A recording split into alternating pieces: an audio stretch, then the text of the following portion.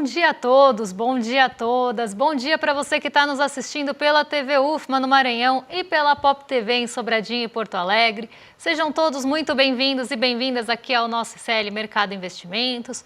Hoje, quarta-feira, a gente vai passar por aquele assunto que ficou pendente de ontem, a reforma Neném. Então, vamos trazer alguns pontos de fragilidade da reforma trabalhista. Esse tema é um tema extenso, então a gente não queria correr com ele ontem, ficou para hoje. Saiu também hoje a confiança da indústria, a gente vai passar por esse ponto e vamos falar os principais aspectos da abertura de mercado, do fechamento da Ásia. Mas antes de tudo isso, eu vou dar bom dia para o André. Bom dia, André, como você está? Bom dia, Débora. Bom dia a todos os nossos telespectadores. Hoje é dia da gente falar aí um pouco aí dessa pesquisa que a GV mostrou, muito importante aí da geração da reforma trabalhista, que muita gente aí quer ter carteira assinada, quer ser formalizada, mas não consegue. Vamos explicar tudo isso. Vamos falar da confiança da indústria, que não mudou, mas continua alta. Vamos falar também aí de investimento direto no país aí, na balança de pagamentos, porque teve dados interessantes, cada vez menos especulativos. Está saindo dinheiro especulativo e entrando dinheiro bom aí na economia. Mas antes de tudo isso, Débora, a gente já pode passar para a nossa agenda do dia, né? Então, o que a gente tem hoje aí? Não tem muita coisa, né? Hoje o dia está bem morno, né? Vamos dizer assim. Exatamente. Hoje as bolsas, inclusive fora do Brasil, antes da abertura aqui, elas estavam ali performando sem muitos condutores, porque hoje o dia tem uma agenda mais esvaziada mesmo.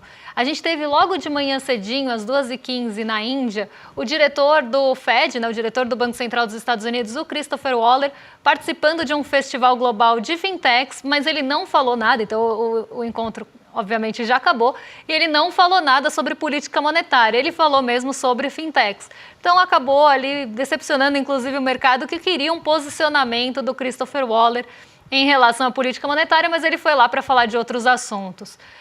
Às 8 horas saiu a sondagem de indústria de agosto, que a gente vai trazer para vocês, o índice de confiança da indústria. Então vamos ver como é que ficou esse índice agora nesse mês de agosto. Como o André já adiantou, ficou estável, mas tem pontos importantes para a gente analisar. Agora às 11h30 saem os estoques de petróleo, gasolina, destilados e taxa de utilização das refinarias, semana até 23 de agosto, dado importante, porque pode mexer com o preço do petróleo. O preço do petróleo esse que está muito volátil, subiu muito na segunda, com ali a possibilidade de paralisação, inclusive uma paralisação breve na Líbia, mas isso já ficou para trás, então o petróleo arrefeceu de lá para cá, mas dados de estoques nos Estados Unidos têm potencial para mexer com o preço da commodity. Às 7 horas, outro presidente do Fed, o Rafael Bostic, que é do Fed de Atlanta, fala em outro evento aí no Clube Stanford, e aí ele pode também trazer sinais em relação à condução de política monetária. O que aconteceu? Depois que o Jerome Powell, na sexta-feira, sinalizou e indicou aí para cortes nos Estados Unidos, o mercado está bem apegado e está bem ansioso para esse tipo de fala, para ver se tem alguma outra sinalização, não em relação a corte ou não, mas em relação à magnitude do corte. Então, esses pronunciamentos, o que já foi e o que ainda vai ser, a gente tem bastante expectativa, principalmente pelo das 7 da noite, para ver se vai ter um tom diferente do Christopher Waller de manhã. E um ponto que deve ficar bastante no radar é o resultado da NVIDIA. Então, a gente tem um dia bastante esvaziado, vamos pensar assim, em indicadores. Então, o balanço da NVIDIA, que sai depois do fechamento, deve ter um peso mais forte, justamente não só pela ausência dos indicadores, mas também aí pelo peso que a NVIDIA ganhou nesses últimos anos e como ela tem ali toda uma demanda e uma sensibilidade maior ao mercado de inteligência artificial. Então, o balanço da NVIDIA tem bastante potencial, inclusive, de mexer com a Ásia amanhã, porque tem uma ligação bastante grande aí entre a NVIDIA e os mercados asiáticos. Os mercados asiáticos são grande parte aí da receita da NVIDIA. Então, isso pode mexer com o humor e também fornece componentes, tem toda uma ligação mesmo. Então, pode mexer com o humor amanhã na Ásia. Então, isso deve ficar bastante no radar, principalmente aí nas bolsas mais ligadas à tecnologia. Mas hoje é um dia realmente mais esvaziado e pensando em indicadores. Falando em dia esvaziado, hoje também não está acontecendo nada na Ásia, né? A gente tem até a notícia aí que a gente sugere para vocês aí todo santo dia, né? Falando aí do que pode acontecer, do que deve acontecer, do que ficar no radar. Mas está um dia muito morno aí para muita coisa e até na Ásia. E teve queda, mas assim, muito, sim, sem grandes novidades aí para explicar essa queda, né? Exatamente. As bolsas asiáticas, elas não foram ali nenhuma direção única, elas não caíram em bloco. mas a gente teve um destaque importante entre as quedas, então foi realmente um dia lá na Ásia bastante morno, bastante sem condutores, sem muito impulso, né, sem catalisadores importantes. Então a Ásia continuou mais ou menos no mesmo marasmo que estava, então respondendo ainda a quedas nos Estados Unidos. Então, realmente, repetindo muito do comportamento dos dias anteriores.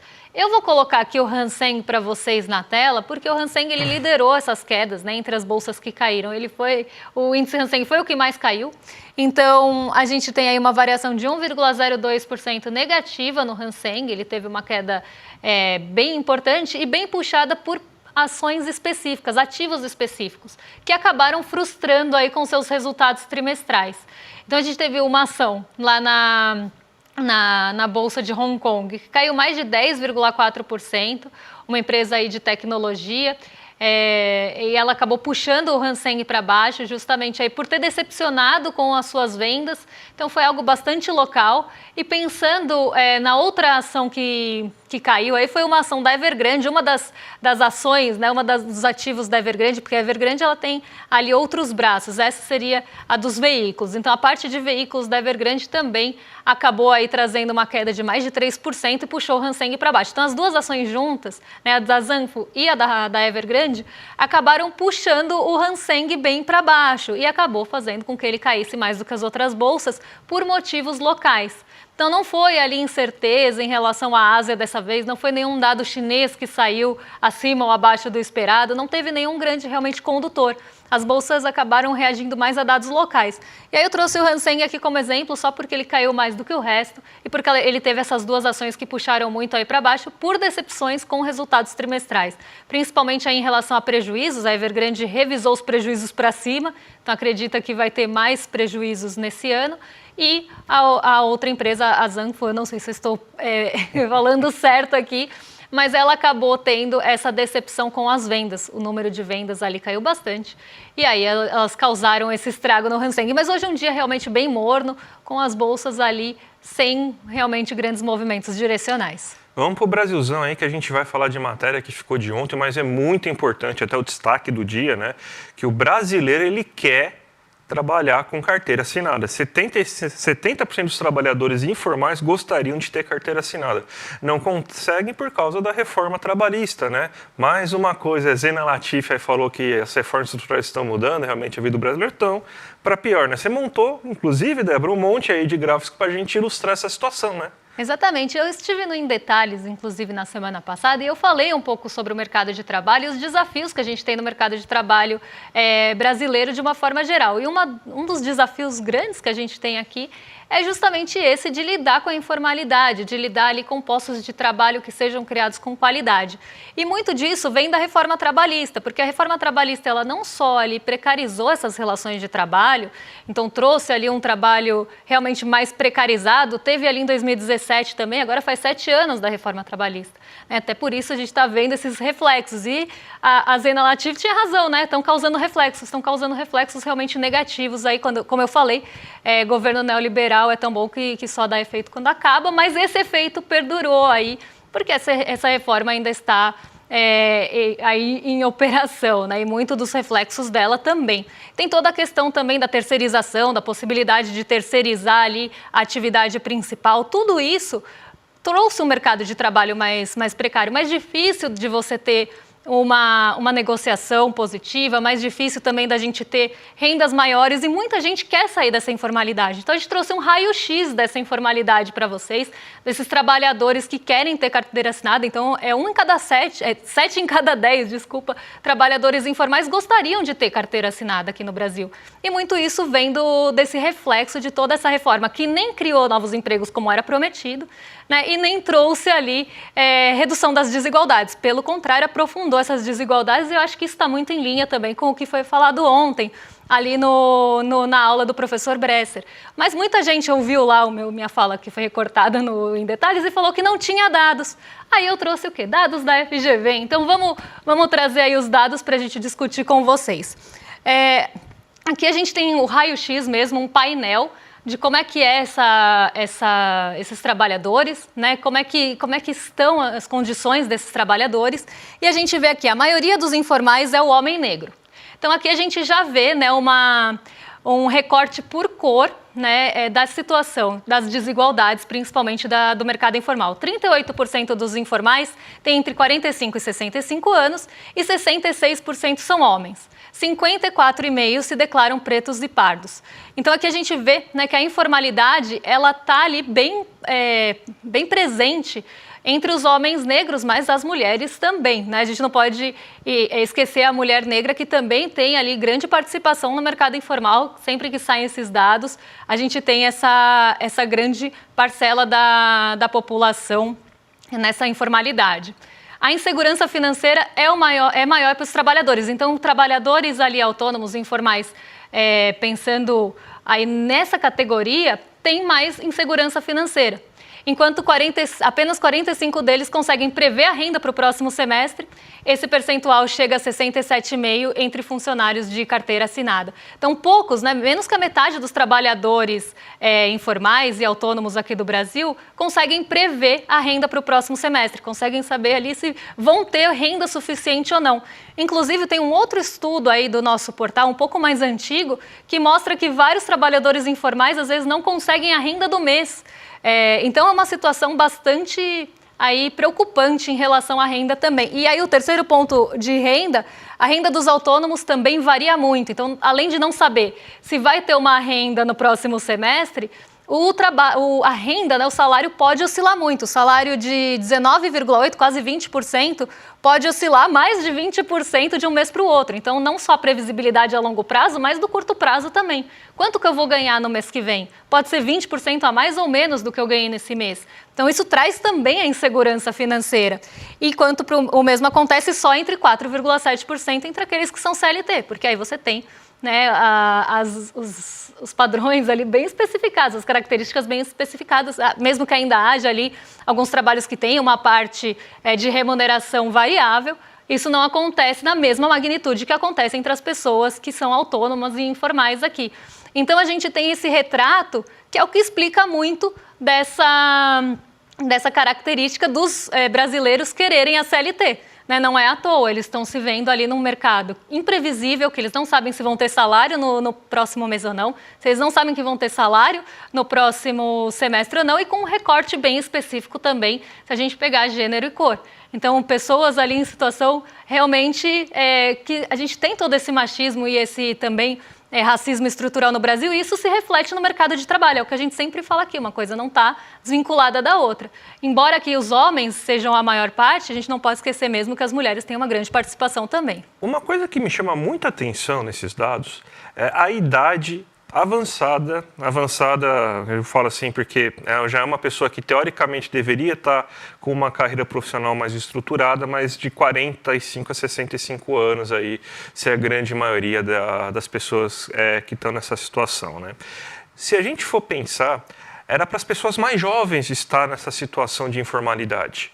O que aconteceu com a reforma trabalhista é que primeira coisa, ela fechou a porta para as pessoas mais jovens, porque agora ela consegue pegar pessoas mais experientes, que não vai precisar de ensinar tanto para essas pessoas que estão desesperadas porque elas precisam de renda, a gente precisa pagar conta, todo mundo precisa pagar conta, então está pegando pessoas mais velhas para cumprir cargos que normalmente antes eram os mais jovens que pegavam esses cargos, que atuavam nesses cargos. Daí o que você vê?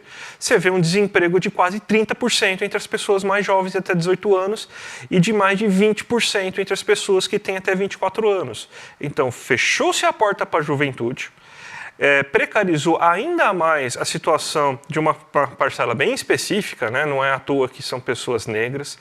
Então é mão de obra aí que eles acham que é barato, então você vai lá, você tirou o jovem e colocou o negro de 45 a 65 anos aí nessa condição de fragilidade, numa época de vida que não era para ele estar com essa condição de fragilidade, porque a lógica é quanto mais você fica velho, mais você avança no mercado de trabalho, mais segurança e mais condições aí trabalhistas você consegue, mais o que eles conseguiram com essa reforma trabalhista foi justamente isso. Isso aí é um absurdo, né? E por a gente ver como que a qualidade do emprego ainda está muito longe do que a gente via aí em 2012, 2013. A gente fala que o desemprego está recorde, mas a qualidade não está nem próxima ainda. Culpa de quê? Da reforma trabalhista, né? Exatamente. Até que, né, indo na linha do que o André falou, 65 anos, a pessoa já deveria estar prestes a se aposentar, mas a reforma da Previdência também dificulta, e muitas dessas pessoas informais não conseguem. A gente até trouxe um recorte de um outro estudo há algumas semanas, que mostra ali que as pessoas não conseguem contribuir com a Seguridade, com a Previdência. Então, na escolha ali, né, do que ela vai contribuir, ela vai deixar, se ela precisar comer ou contribuir com a Previdência, ela vai deixar a Previdência de lado. Então, é realmente uma precarização geral. E aí, André falou, né, da mão de obra sendo substituída por essa mão de obra que, por um racismo estrutural, acaba sendo vista como uma mão de obra mais barata. Me lembrou saudosa Elza Soares. Mas vamos seguir aí, que a gente tem mais dados dessa pesquisa para passar para vocês. Vamos ver aí o próximo gráfico, que é que autônomos ganham menos, né? Então, até um salário mínimo, 44% dos autônomos ganham aí até um salário mínimo, uma participação bem grande, né? Então não é aquela coisa também, então vamos ter mais, vamos conseguir gerar mais postos de trabalho, que era uma das ali propostas da reforma trabalhista, e as pessoas vão ter mais autonomia, vão ter mais liberdade, vão ganhar mais aí. Se a gente pega aqui, né, a gente está falando de 85% ganhando entre 1 e 3 salários mínimos, né? Então aqui também reflexos de desigualdade. Não, outra coisa, né? Vendem, né, que a CLT é atrasada, que a gente tem que fugir da CLT, aí vendem as maravilhas da pejotização. Pejotização é bom para quem ganha muito dinheiro, tá? Primeira coisa é isso. Para quem ganha pouquíssimo dinheiro, vive de MEI, é um desastre que não tem segurança social alguma. E você vê aí que justamente essas pessoas aí que estão na informalidade, então, basicamente, se não tem quase ninguém que ganha um salário decente. Mas daí eles veem que esse 1% que ganha 10 salários mínimos, aí está na informalidade autônoma, é o vendedor, é o vencedor. Esse é o exemplo a ser chegar, é o exemplo a ser observado, a gente tem que se inspirar nessa pessoa. Não, gente, é 1%. A base da pirâmide, 85% aí, está ganhando até 3 salários mínimos. Então, também se criou-se essa ideologia toda tosca, toda errada aí, para tentar convencer você de que CLT não é bom, mas a gente consegue observar quem é CLT tem salários melhores, tem segurança social, inclusive quando você está com problemas, e tem salários melhores, né, Débora? Exatamente. Aí, até, né, quem defende esse tipo de posicionamento deve estar aqui, né, nesse 1% que ganha até mais de 10 salários mínimos, que é uma porcentagem, inclusive, da população aí muito pequena. Mas vamos seguir, porque a gente tem mais recortes para trazer para vocês, né, recortes aí por renda e por cor do desejo de ser CLT, porque 7 ali em cada 10 brasileiros querem ser CLT, mas isso, se a gente pega recortes diferentes, a gente vê que não é de forma uniforme, ficou muito ruim, né? Mas não é uniforme. Então, a média geral entre os autônomos é 67,7%, que são esses 7 em 10, se a gente arredondar para 70% aí. Então, a média geral é essa, só que alguns outros recortes estão acima, inclusive, dessa média, principalmente quem ganha até um salário mínimo, entre as pessoas, né, que ganham até um salário mínimo e são autônomas, 75,6% gostariam de estar no emprego formal. Entre 1 e 3, 70%. Acima de 3 salários, 56%, ainda mais da metade. Então, aqui nem considera aquelas pessoas que ganham mais, que ganham ali mais de 10 salários mínimos, mas ganham mais aí de 10 salários. Isso está no estudo completo, mas tem essa divisão realmente por renda e por cor, porque se a gente pega também por cor, pretos e pardos, 68% gostariam de estar no mercado formal. E entre brancos, amarelos e demais aqui, segundo a pesquisa, 67,3%, também mais do que a metade, e acima da média, aqui muito perto da média, né, mas acima da média, principalmente se a gente pega pretos e pardos, porque realmente é isso, é uma exploração do trabalhador.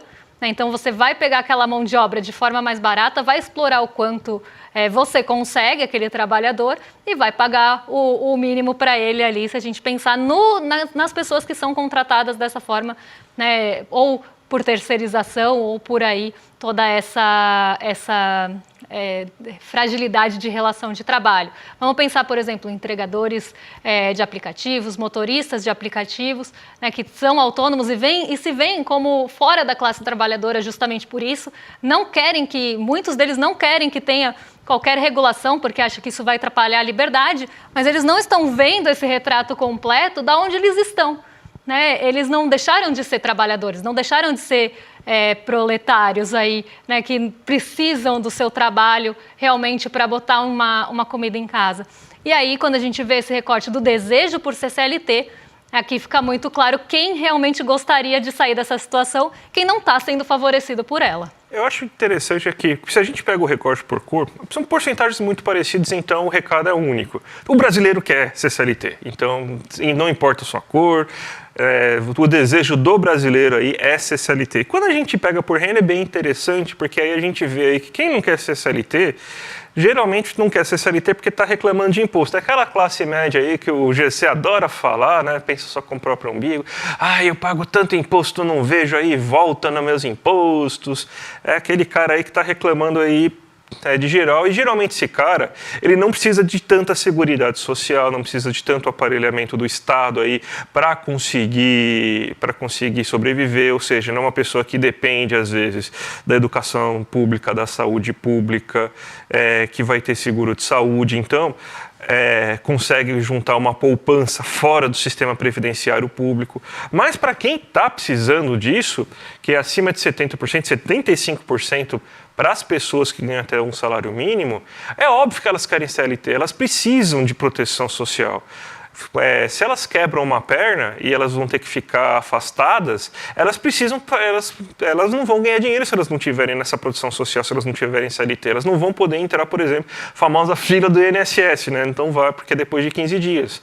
O cara que tem uma renda, que consegue juntar o dinheiro e tudo mais, às vezes até o próprio emprego vai lá, porque o cara tem um cargo um pouco melhor, ele consegue fazer o jeitinho, trabalha de casa, não sei o quê, e dá seus pulos. Mas a maioria não é assim, gente.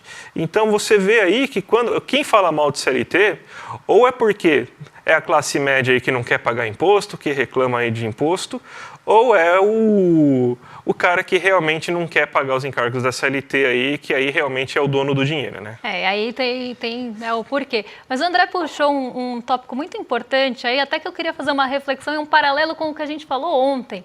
Porque o brasileiro, conforme ele vai subindo ali de patamares de renda, e conforme ele também vai saindo, né, por exemplo, o brasileiro que está ali no 1% daquela pirâmide que a gente viu ao contrário.